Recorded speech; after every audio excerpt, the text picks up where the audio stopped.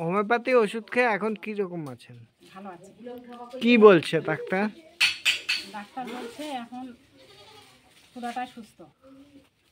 কিভাবে আপনার ক্যান্সার ধরা পড়লো? ওই তো ছবি করে ওষুধ খাওয়ার। কোন ডাক্তার দেখালেন? শান্তানু দাস। কেমন ডাক্তারটা? ডাক্তারটা কেমন? ডাক্তারটা ফর্সা করে। প্রথমে কেমন করে বুঝলেন যে আপনার ক্যান্সার হয়েছে? প্রথমে ডাক্তার বললো, ছবি করলাম। হ্যাঁ বলেন। ছবি করার পর ধরা পড়লো। তারপরে বলছে যে এরকম হয়েছে। শান্তনু ডাক্তারের খোঁজ পেলেন কিভাবে? ওটা আমি খোঁজ পেলাম, আমার ভাই খোঁজ দিতে। তখন এখানে খাইয়ে কিরকম হচ্ছে। কতদিন ওষুধ খেলেন ডাক্তার কাছে? হলো মোটামুটি 2-3 বছর 3 বছরের মতো হয়ে গেছে। ক্যান্সার তো সচরাচর সারে না। ক্যান্সারের এক কথা নাই কোনো অ্যান্সার, কি বলবেন বলেন?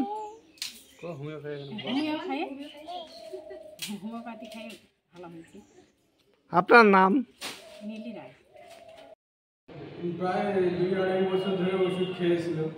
খাওয়ার পরে ধীরে ধীরে একটু অনেকটা কমতে আর রিপোর্ট করতে হয়। রিপোর্টের পর রিপোর্ট করতে কমের দিকে করতে তো লাস্টের দিকে লাস্ট রিপোর্ট একটা দিল, তখন একবারে সুস্থ। সেই হিসাবে আবার প্রায় ডাক্তারবাবু বলল যে আর 2-8 মাস সুস্থ যখন হয়ে গেছে তবু 2-8 মাস খাবো। এইভাবে এখন দিদি মোটামুটি ভালোই আছে, সুস্থ আছে। কেমন করে বুঝলেন সুস্থ আছে? ওই যে রিপোর্টটা দেখি, তারপর ডাক্তার নামই বললো যে এখন পুরোপুরি সুস্থ।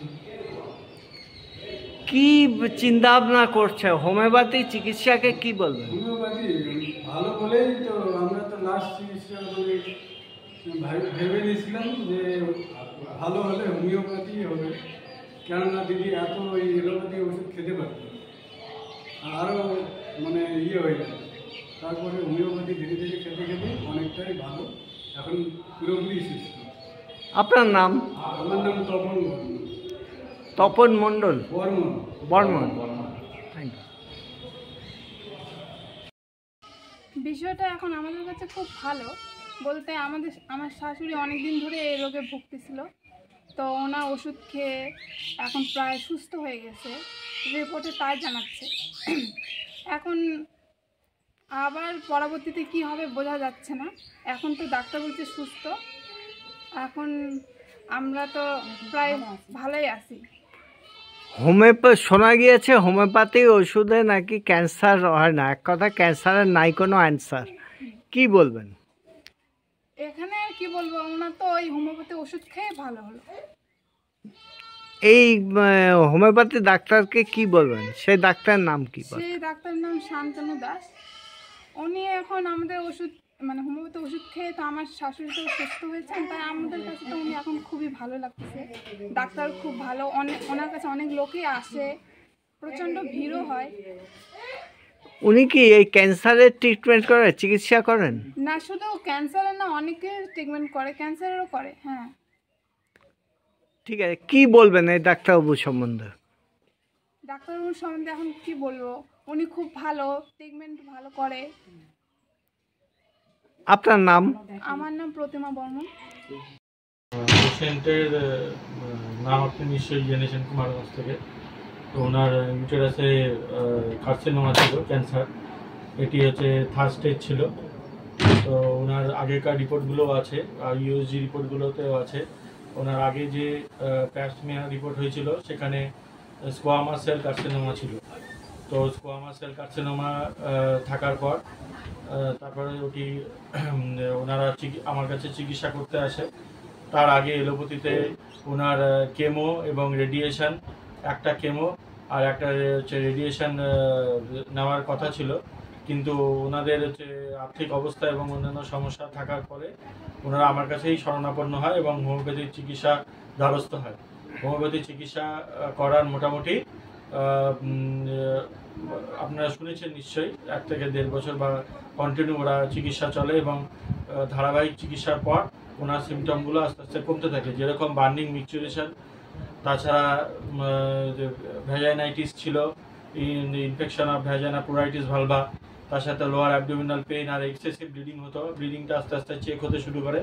পরবর্তীকালে হিমোগ্লোবিন লেভেল প্রথমের দিকে হিমোগ্লোবিন লেভেলটা ফল হচ্ছিল, দেখা যাচ্ছিল যে 3, 5, 6 এবং 7-এর দিকে আস্তে আস্তে সেটি উন্নতি হওয়া শুরু হয় এবং ওদেরকে 2বার মতো ব্লাড ট্রান্সফিউশনও করাতে হয়, যেহেতু এক্ষেত্রে হিমোগ্লোবিন লেভেলটা এক সময় অনেক ফল করেছিল, যেন এক্সেসিভ ব্লিডিং হচ্ছিল। ইউটেরাসে বড় একটা ফাইব্রোমা ছিল, সঙ্গে স্কোয়ামাস সেল কার্সিনোমা। পরবর্তীকালে ইউএসজি রিপোর্ট এবং ওনার সব রিপোর্ট হয়তো আপনাকে পেশেন্ট পার্টিও দেখাবে বা দেখিয়েছে, আমাদের কাছে সব ডকুমেন্টগুলো আছে। পরবর্তীকালে সব নেগেটিভ আছে। এর আগেও আপনাদের চ্যানেল থেকে একটা খবর হয়েছে, সেটি তাপস কুমার চক্রবর্তী, গলায় 3rd স্টেজ ছিল ক্যান্সার।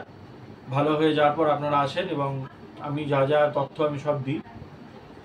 এবার আসার জন্য আপনাদেরকে অশেষ ধন্যবাদ, কেননা এই কেসটাও হোমিওপ্যাথিতে একটা খুব জটিল কেস ছিল, যেটা আমাদের চিকিৎসার মাধ্যমে সিমিলিমাম বা হোমিওপ্যাথিক যে সিমিলার ডিজিজ যে আমরা যা প্রোটোকল নিয়ে চিকিৎসা করি, সিঙ্গেল মেডিসিন আর 2টো মাদার টিংচার চলছিল, তার সাথে পেশেন্ট পুরোপুরিভাবে সুস্থ হয়ে যায়।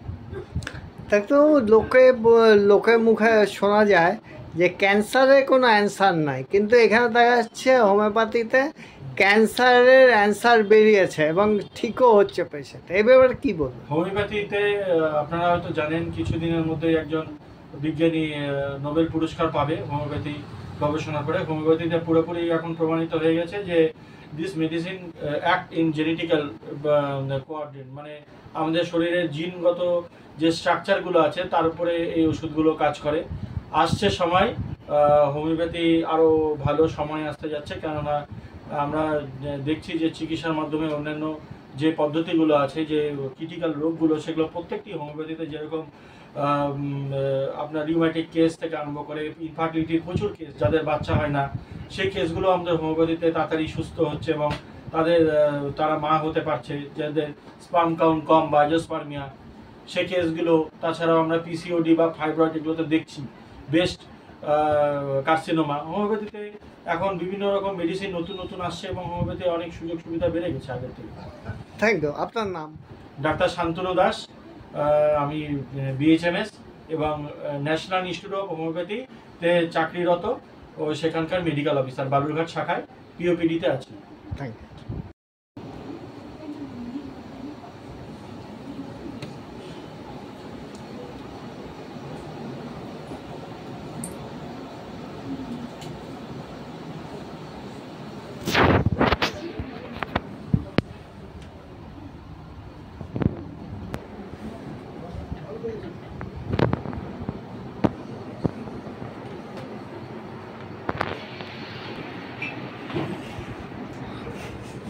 টাকা দিবেন?